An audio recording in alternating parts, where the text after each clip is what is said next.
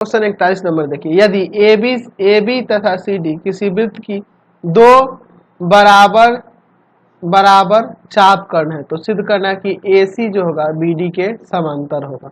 चलिए मैं यहाँ पे वृत्त ले लेता हूँ, ये आपका वृत्त है, ठीक है। फिगर आपके बुक में दिया है, मैंने अपने से बनाने के लिए सोचा कि चलो अपने से ही बना देते हैं। यहाँ पे यहाँ ए बी ले लेते हैं और दूसरा वाला जो है ना यहाँ पे इस तरह से सी डी ले लेते हैं।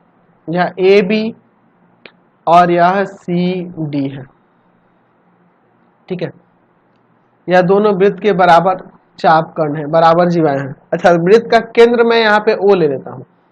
तो अगर आपको बता दूं, मैंने प्रमेय में आपको बता रखा है कि वृत्त की चाप अगर बराबर हो तो उसकी केंद्र से दूरियां भी बराबर हो जाती है। यह दूरियां भी बराबर हो जाएगी ना। तो इसका नाम मैं यहाँ पे ई दे देता हूँ और यहाँ पे मैं नाम एफ दे देता हूँ, ठीक है। अब देखो मैं यहाँ इसको मिला देता हूँ, पहले एसी को मिला दो और बीडी को मिला दो, ये हमें समांतर दिखाना है। एसी जो है बीडी के समांतर है। अच्छा, और एक काम करते हैं, ये दोनों त्रिज्याएं मिला देते हैं, ओ ए और ओ सी। तो ये डॉटेड मुझे करना होगा, मैंने ये रचना की है, ठीक है। चलिए ये हमारी रचना की हुई है, तो ये हमने डॉटेड कर दिया, समझ गए ना। चलिए तो लिखते हैं पहले क्या दिया हुआ है। दिया है ए बी तथा सी डी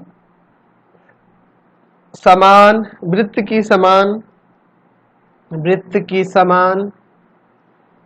समान जीवाएं हैं, वृत्त की समान जीवाएं हैं, ठीक है। और क्या ले लेते हैं, माना ओ वृत्त का केंद्र है, तथा ये भी कर लेते हैं कि केंद्र ओ से चाप जीवाएं ए बी तथा सी डी की दूरी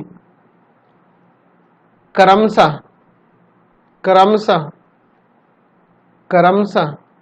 ए बी और सी डी की दूरी क्रमशः ओ ई तथा ओ एफ है। तो ये जाहिर सी बात है, ये ओ ई बराबर में ओ एफ होगा, ठीक है। तो सिद्ध करना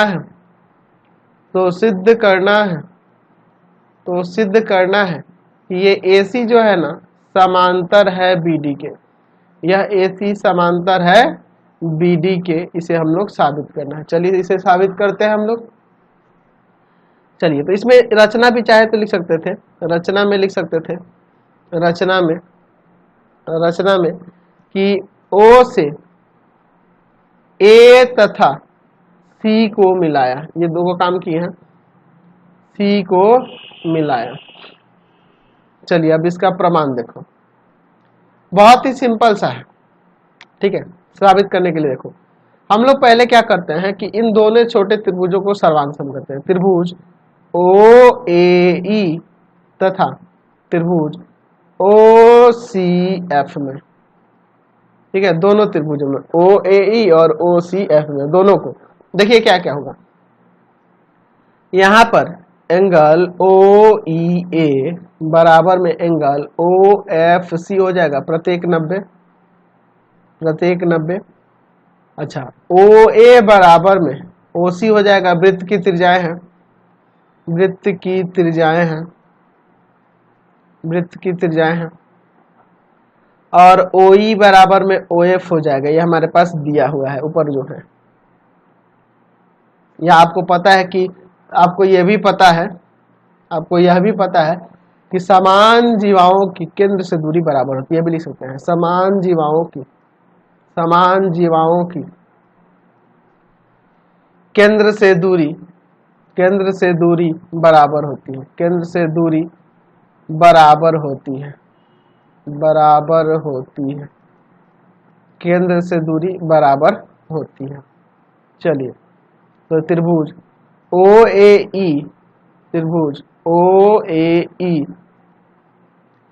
सर्वांगसम हो जाएगा त्रिभुज OCF के। कैसे? तो राइट हाइपोटेनस साइड सर्वांग समता से, ठीक है, सर्वांग समता से, राइट हाइपोटेनस साइड सर्वांग समता से सर्वांगसम हो गया। अच्छा, जब ये सर्वांगसम हो गया तो यह वाला कोण इस कोण के बराबर हो जाएगा, एंगल ओ ए ई बराबर में angle O C F, CPCT से यह कोण बराबर हो जाएंगे ना जी, यह कोण बराबर हो गया। अच्छा, यह कोण बराबर हो गया। अच्छा, अगर हम लोग चले त्रिभुज ओ ए सी में, तो यहाँ पर ओ ए बराबर में ओ सी हो जाएगा, वृत्त की त्रिज्याएं है ना जी, तो दोनों बराबर होंगी, वृत्त की त्रिज्याएं हैं, ये दोनों आपस में बराबर होंगी, ओ ए बराबर में ओ सी। अच्छा, यह बराबर तो यहाँ वाला कोण बराबर, इसलिए एंगल ओ ए सी बराबर एंगल ओ सी ए। समान भुजाओं के सम्मुख कोण बराबर होते हैं त्रिभुज के अंदर, समान भुजाओं के सम्मुख कोण बराबर होते हैं, सम्मुख कोण बराबर होते हैं, समान भुजाओं के सम्मुख कोण बराबर होते हैं, तो यह कोण बराबर, तो इन दोनों को जोड़ देते हैं, इसे समीकरण 1 कर लो, इसे समीकरण 2 कर लो। समीकरण 1 तथा 2 को जोड़ने पर, अच्छा दोनों को जोड़ते हैं, ये अलग है, ये ऊपर का था, चलिए जोड़िएगा इन दोनों को, तो क्या हो जाएगा, angle O A E plus angle O A C बराबर में angle O C F plus angle O C A. ध्यान से देखिए, ओ A E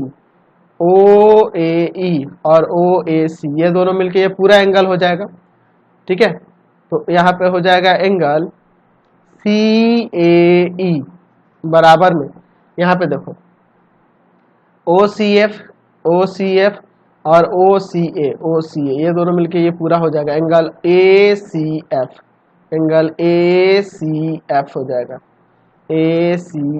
angle A C F हो जाएगा, समझ गए ना। अब देखो, इसे हम लोग ऐसे भी तो लिख सकते हैं, इसे हम लोग यहाँ में ऐसे भी लिख सकते हैं कि एंगल सी ए बी, अच्छा सी ए ई लिखो या सी ए बी लिखो, एक ही बात होगा, और ए सी एफ को लिख सकते हैं एंगल ए सी डी, ठीक है।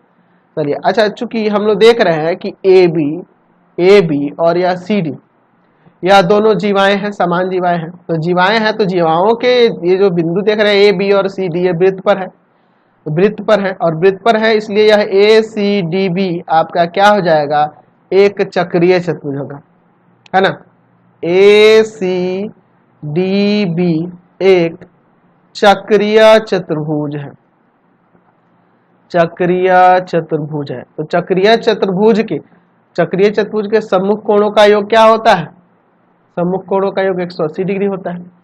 तो यहाँ ए था, यह ए था और यहाँ पे आपका सी है, ये सी है। तो मैं यहाँ पे अगर बात करूँ कोणों की, तो मैं यहाँ लिख सकता हूँ कि एंगल